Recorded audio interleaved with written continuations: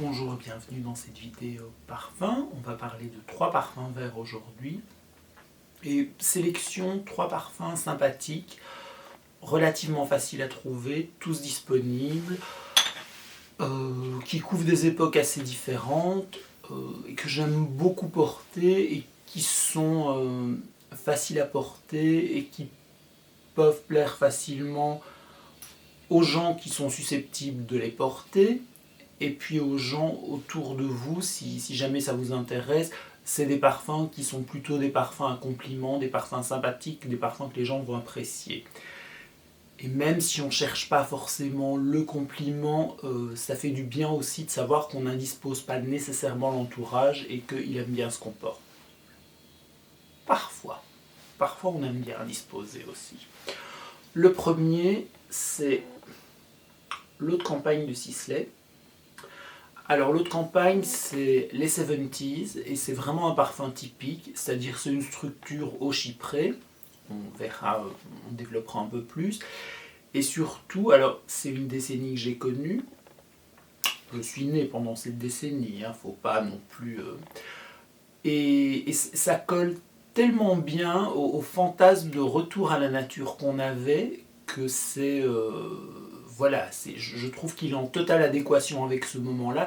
Et du coup, c'est pas un parfum qui a extrêmement vieilli parce que le retour à la nature, toujours un peu bien beaucoup, caractéristique de l'époque, c'est que j'ai l'impression, en tout cas dans mon souvenir d'enfant, que tout le monde était obsédé par les maisons de campagne, que c'était le fantasme ultime, c'était de pouvoir s'échapper de la ville tous les week-ends pour courir à sa maison de campagne. Alors, fantasme un peu bourgeois, c'est pas, pas tout le monde qui pouvait s'acheter une maison à la campagne. En même temps, Sisley, c'est pas tout le monde qui pouvait se l'offrir. C'est une maison qui est assez bourgeoise, qui vend des cosmétiques pas forcément à monsieur et madame tout le monde, surtout à l'époque où les cosmétiques n'étaient pas aussi démocratisés que maintenant.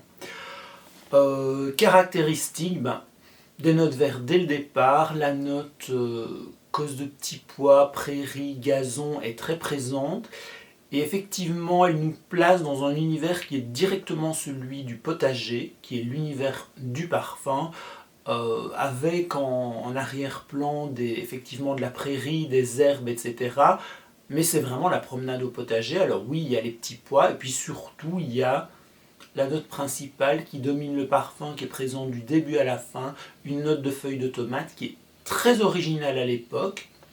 Elle l'est un peu moins maintenant, mais malgré tout, ça reste quelque chose de relativement rare qu'on ne trouve pas partout. Et ça a énormément de charme, et je trouve que c'est complètement actuel, parce que honnêtement, aujourd'hui, sentir ça, ça peut tout à fait correspondre à nos envies. Il y a encore plein de gens qui ont envie d'avoir un potager, de cultiver leurs légumes eux-mêmes. Enfin, c'est pas des aspirations qui, 50 ans plus tard, sont complètement démodées, ringardes. D'autant que on vous dit que vous sentez bon, on ne vous dit pas tu sens la tomate ou tu sens la feuille de tomate. Les gens n'identifient pas. Et en fait, spontanément, dans un parfum, les gens ne cherchent pas ce type de notes. Alors on va chercher la vanille, on va chercher des fleurs, mais des légumes, voilà, ça ne va pas du tout les tracasser. Donc si jamais vous vous dites « oui mais je vais sentir le légume, c'est bizarre », non, il n'y a que vous qui saurez. Autre spécificité du parfum, c'est que c'est un parfum qui est totalement mixte, totalement non genré. Ils l'ont jamais placé d'un côté ou de l'autre du spectre. Voilà, la maison Sisley, ça ne les a jamais vraiment embarrassés de faire parfum pour hommes, parfum pour femmes. C'était vraiment un truc qui était prévu pour être mixte. Alors après, ils ont fait des choses qu'ils ont un peu plus connotées féminine ou masculine, mais à l'époque, on est complètement dans le... C'est même pas mixte, c'est vraiment non-genré. Alors effectivement, j'ai envie de dire, aller au jardin et cultiver ses légumes, c'est pas le truc le plus genré qui soit au monde. Autre parfum, alors c'est la toute fin du XXe siècle, Guerlain qui lance ses Aqua Allegoria, et c'est l'Herba Fresca. Alors, on est toujours dans la mixité, Aujourd'hui, il n'y a que des parfums mixtes, on est dans le non-genré, et si l'autre campagne avait un côté très bourgeois, ici je trouve qu'on a un côté très jeune, parce que alors, pour décrire le parfum, on pourrait décrypter les notes, on pourrait passer beaucoup de temps à en parler, mais pour décrire le parfum, ça sent le chewing-gum à la chlorophylle. Et je trouve ça assez teenager comme odeur. C'est très agréable, c'est très chouette à porter. Voilà, c'est...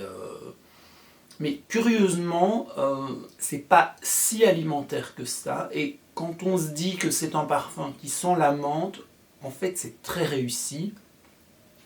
Parce que la menthe, elle peut avoir un côté très artificiel, très plaqué. Quand le côté menthe glaciale qui rafraîchit un parfum, c'est beau, mais 30 secondes, on ne fait pas tout un parfum qui sent la menthe du début à la fin. Ici, ça sent la menthe du début à la fin, mais c'est une menthe très douce, qui est très agréable à porter.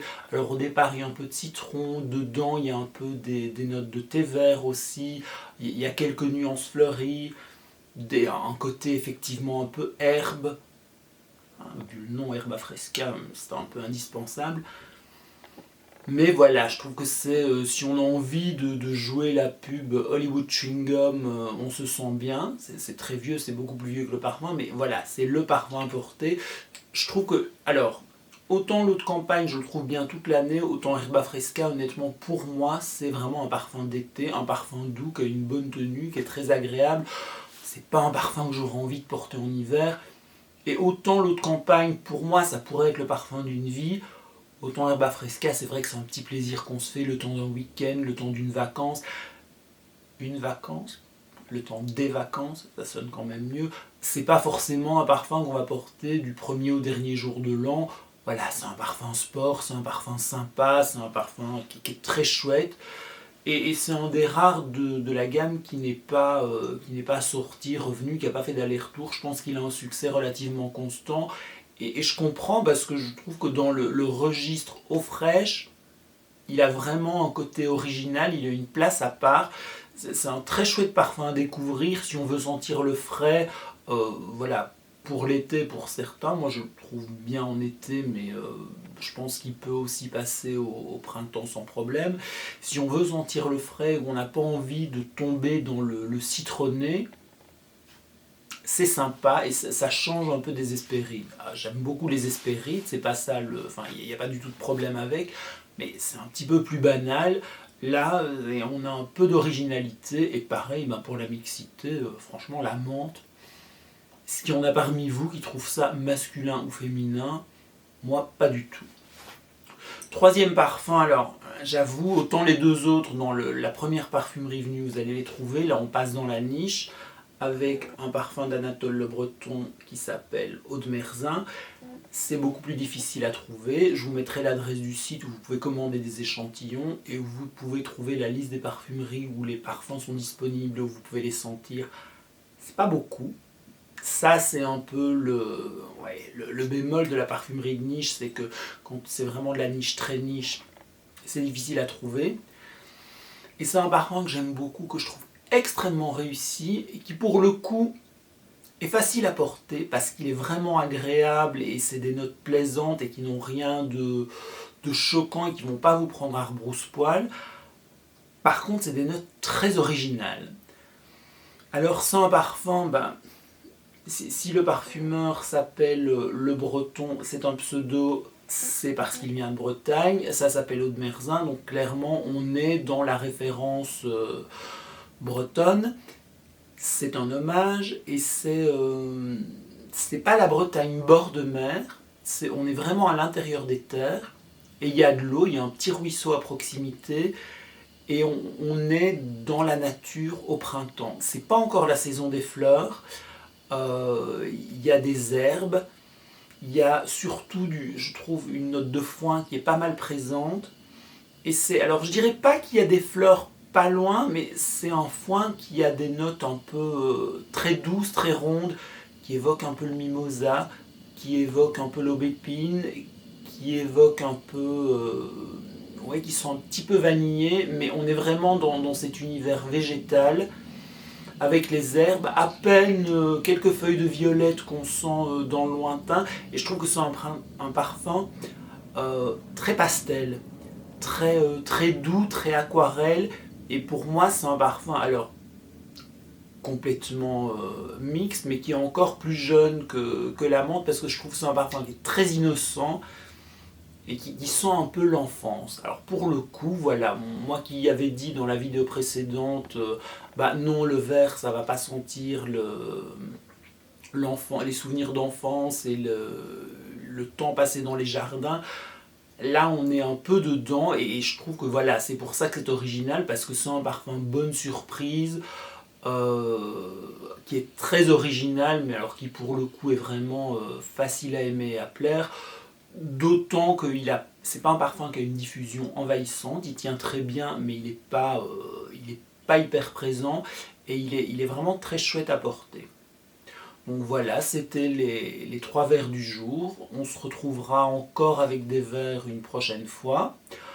Euh, Éventuellement dans les commentaires, dites-moi vous quels sont les verres que vous aimez porter, quels sont les verres que vous connaissez, parce que finalement c'est... Ok, on fait des vidéos, c'est moi qui parle. On fait des vidéos parce qu'il n'y a que moi qui les fais, c'est moi qui parle. Mais c'est un peu dans le but de dialoguer. Donc voilà, si vous avez des suggestions, des idées, des pistes parfums verts, ça m'intéresse fortement. On se retrouvera encore alors avec un registre un peu différent une prochaine fois. Là, je crois que la prochaine fois, on fera vert mais élégant, très chic, un peu hautain. Voilà, ça changera un peu de ce côté un peu confortable qu'on aime bien, mais il n'y a pas que le confort dans la vie. En attendant, prenez bien soin de vous, amusez-vous, faites-vous plaisir, prenez du bon temps et sentez beau. Ciao ciao!